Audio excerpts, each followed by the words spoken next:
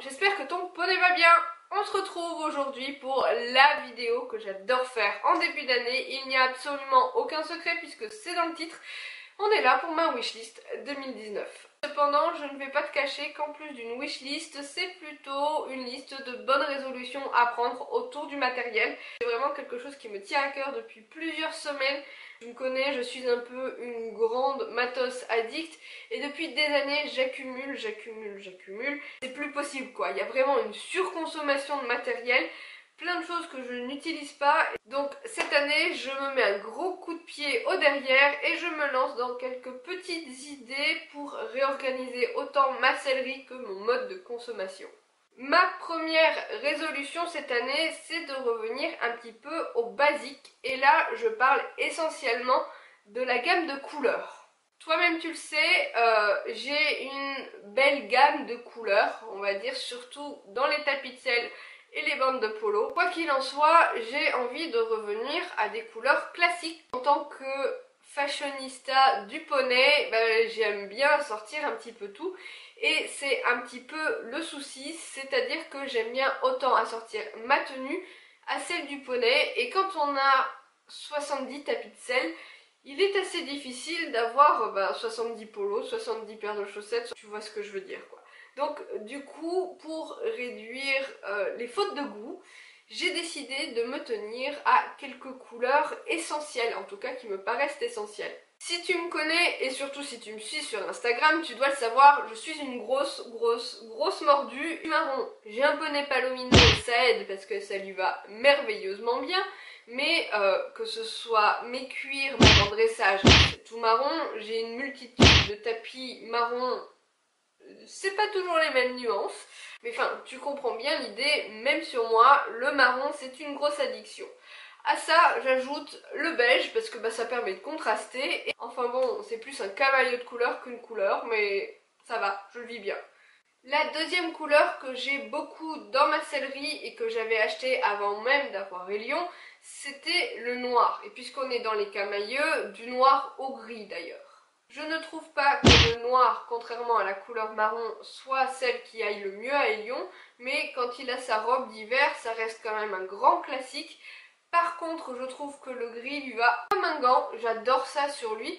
Donc ça reste malgré tout un camailleux de couleur que j'apprécie d'avoir dans ma sellerie. Et l'avantage du noir, c'est que ça va avec n'importe quelle autre couleur et qu'on peut l'associer donc à des liserés un peu farfelus. Et là, si on compte, on en est donc au marron, au beige, au noir, au gris, auquel j'ai envie d'ajouter un petit peu de peps quand même. On va pas rester dans des couleurs monotones de ce type et hyper classiques. Et dans ma tête, depuis toujours, il y a trois grandes couleurs dominantes de la mode équestre, le marine, bordeaux et vert, qui sont pour moi des essentiels de la sellerie du cavalier aux couleurs classiques, mais qui aiment être tendance tout de même. Voilà, ça nous fait 7 couleurs à pouvoir multiplier de toutes les manières possibles. Et Dieu sait que les options sont nombreuses, sans avoir à partir vers du orange, du bleu ciel, du arc-en-ciel. Bref, tu comprends l'idée.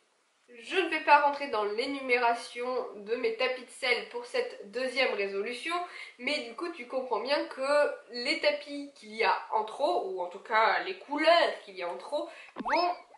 Voilà. Je me suis rendu compte en faisant ce tri que j'avais une belle collection de tapis bleu marine, mais que le vert et le bordeaux avaient été largement délaissés pour multiplier en mode Smarties.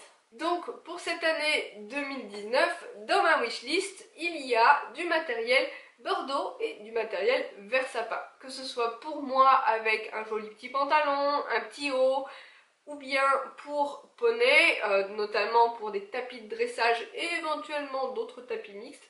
Bref, le bordeaux et le vert sapin seront largement au devant de la scène cette année. Troisième point, malgré le fait que j'ai pris de bonnes résolutions, celui-ci n'en est pas une. Je me suis rendu compte dans mes 3 mois no buy avant Noël que j'étais quand même pas mal frustrée du fait de ne pas pouvoir m'offrir de temps en temps du matériel d'équitation, notamment un certain type d'articles que les marques ont de la fâcheuse tendance à sortir en édition limitée ou en collection ou des trucs comme ça. c'est-à-dire les tapis de sel. Et quand tu te dis non, ce mois-ci je n'achète pas, j'achèterai dans un mois, 2 mois, et que 2 mois après tu reviens sur le site internet et que le petit tapis de sel qui te faisait tellement envie n'est plus disponible, bah moi ça me fout les boules. C'est ça qui me frustrait énormément. Donc ma non bonne résolution pour cette année 2019 côté matos, c'est de m'autoriser à craquer pour un tapis de sel dans les couleurs précitées à partir du moment où il me plaît. Bon, je vais essayer de me limiter à un seul par mois, chose qui fait quand même 12 tapis de sel dans l'année. C'est ma bonne mauvaise résolution pour cette année côté matos. Par contre, côté wishlist, vraiment, il reste néanmoins des domaines dans lesquels il faut vraiment que je m'équipe. Le premier d'entre eux, c'est que l'hiver prochain, j'ai nettement l'intention de tondre les lions. Donc pour ça, il faut vraiment que je m'équipe côté couverture. Je ne suis pas encore arrêtée dans les modèles, ça va me coûter une blinde. C'est pourquoi chaque achat de couverture sera nettement réfléchi. Le deuxième domaine à équiper cette année, c'est du travail à pied efficace. Mais aussi et surtout pour la 3e année consécutive, je veux m'équiper pour les longues graines. Ça fait 3 ans que je dis ça, ça fait 3 ans que je ne le fais pas. Enfin, le dernier truc auquel je pense, c'est quelque chose dont j'ai moitié besoin, mais qui se fait ressentir de plus en plus quand j'utilise ma selle d'obstacle, c'est-à-dire une paire d'étriers qui soit vraiment très grip. Alors, si vous aviez suivi mes petites mésaventures en septembre dernier, je me suis fait une entorse parce que mon pied avait glissé dans mon étrier en aluminium et la cheville avait complètement craqué dedans. Puis j'utilise principalement les Compositi Reflex sur le plat, mais surtout à chaque fois que j'utilise ma selle d'obstacle avec les étriers qui glissent, je me sens pas en sécurité. Donc il faut vraiment que cette année je me trouve une paire d'étriers qui agrippent vraiment. J'ai repéré par exemple ceux de la marque Acavallo. Bon, j'étudierai la question. Hey, psst. J'étais en train de faire le montage de cette vidéo quand je me suis rendu compte que j'avais oublié quelque chose d'assez conséquent dans ma wishlist. En effet, cette année, j'ai envie de trouver le bon amortisseur pour Hélion et particulièrement pour ma selle d'obstacle. Je vais pas m'étendre ici sur le sujet de amortisseur, pas d'amortisseur. Je commence à avoir un avis assez pesé sur la question. J'aimerais nous trouver un amortisseur à mousse mémoire de forme. Il y en a dans plusieurs marques, de plusieurs prix, etc. etc. Je me répète, mais encore une fois, mon choix n'est absolument pas arrêté. Je vais réfléchir à la question et bien sûr, je partagerai ma petite trouvaille avec vous. Autre point, et là on est sur une bonne résolution, quel que soit le domaine, sauf peut-être celui des couvertures parce que ça reste assez délicat, notamment par rapport à l'imperméabilité de celle-ci, j'ai envie quand même de me tourner pas mal vers l'occasion, que ce soit pour le vêtement pour moi, ou pour tout ce qui est matériel de longe et de longue graine par exemple. Les étriers peut-être pas parce que ceux que j'ai cités sont assez récents, donc il va être plutôt difficile de les trouver. Mais quoi qu'il en soit, j'aimerais tout de même trouver le maximum d'occasions, même si on va pas se mentir, pour les tapis de sel aussi, ça reste une mission assez périlleuse parce que les modèles qui me plaisent généralement ne sont pas des modèles très à la mode ou revendus ou voilà quoi. Une règle supplémentaire à laquelle je viens de tout juste penser, il est absolument hors de question du coup que je dépense outre mesure de l'argent pour du matériel d'équitation. Je refuse de mettre plus de 60 € dans un tapis de sel. Je refuse également catégoriquement de mettre trop d'argent dans du matériel que je possède déjà. Par exemple, 100 balles dans une paire de protection alors que j'ai déjà genre 25 paires de protection dans mes casiers. Non. Une autre de mes résolutions, et celle-là j'y tiens particulièrement, c'est surtout en voyant mon bac de matériel de soins, enfin de produits de soins, que j'y ai pensé, je n'achèterai plus gamme de produits de soins tant que la précédente ne sera pas terminée. Par exemple là, à l'heure actuelle, j'ai très envie d'un démêlant Ekibao, qui sent le monoeil là.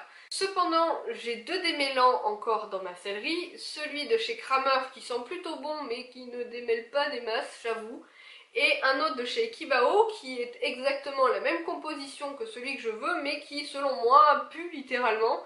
Et ça va être pareil pour les produits détachants, pour les produits pour les pieds. D'ailleurs, je suis pas prêt d'en racheter parce que vu le nombre que j'en ai consommé, enfin plutôt, vu le nombre que j'en ai acheté et non consommé l'année dernière, je ne suis pas prête de refaire du shopping côté pied pour le poney.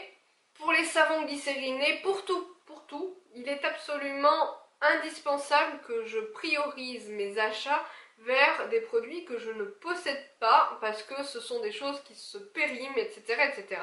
Et bah, ça me paraît logique finalement.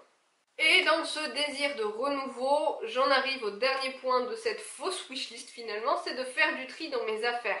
Ça me permettra de me faire une petite cagnotte, ça me permettra de faire du vide aussi. Parce que pour être très sincère, je ne sais plus où ranger mes tapis. Peut-être que j'y consacrerai une vidéo tout entière où je ferai un giveaway, où je mettrai des affaires en vente, etc. etc. Mais quoi qu'il en soit, ça c'est la chose que je veux faire cette année, c'est du vide. Dans les tapis bien sûr, mais même dans les protections, même dans les bandes de polo, il faut vraiment que je me tienne à cette idée, même si ça va être plutôt difficile pour moi. Je compte sur vous pour me soutenir dans cette épreuve. Mais quoi qu'il en soit, je pense que c'est une bonne chose. Consommez moins, consommez mieux et utilisez les choses que j'achète. Parce que jusque là, je crois que ce n'est pas vraiment le cas. Malgré tout, j'avoue qu'il y a des articles complètement inutiles que j'aimerais tester. Même des produits de soins ou même des articles de sellerie, etc. etc. Genre du matériel pour monter. Des innovations, des trucs comme ça, des trucs dont j'aimerais faire l'acquisition un jour dans ma vie, mais qui généralement coûtent très cher. Je refuse de les mettre dans cette wishlist, sinon je vais me sentir obligée de les acheter et de dépenser de l'argent inutilement pour des choses qui vont rester dans les placards. Comme tu peux le voir, ça reste quand même une très grosse remise en question et une très grosse réorganisation, parce que même... Tu me connais, j'adore le matériel d'équitation. Si je m'écoutais, j'en achèterais une multitude pour pouvoir les tester, les comparer et vous en faire des revues. Mais d'une part, je ne suis pas assez riche pour ça. D'autre part, je ne suis pas assez une lèche-cul vers les marques pour me faire offrir des graisses à pied que je vais multiplier dans le fond de ma sellerie. Sans offense pour ceux qui le font. Mais en vrai, je te jalouse vraiment de recevoir tout ça. Mais je ne trouve pas que ce soit un bon exemple, parce que présenter 25 types de graisse à pied ou de protection ou de tapis de sel ou quoi que ce soit et en faire une revue 25 fois dans l'année, ça ne représente pas selon moi le mode de consommation qu'il devrait être pour ces chers cavaliers qui nous suivent. Petite parenthèse passée, j'espère que vous me soutiendrez dans cette anti-wishlist, dans ces bonnes résolutions. Ça me déprime déjà d'avance. Je vais aller m'acheter un tapis de sel pour me remonter le moral. Allez, sur ce, je te souhaite une très bonne année 2019. C'est la dernière fois que je le dis. N'hésite pas à me mettre dans les commentaires quel est le truc dont tu as absolument besoin ou dont tu as absolument envie pour cette année.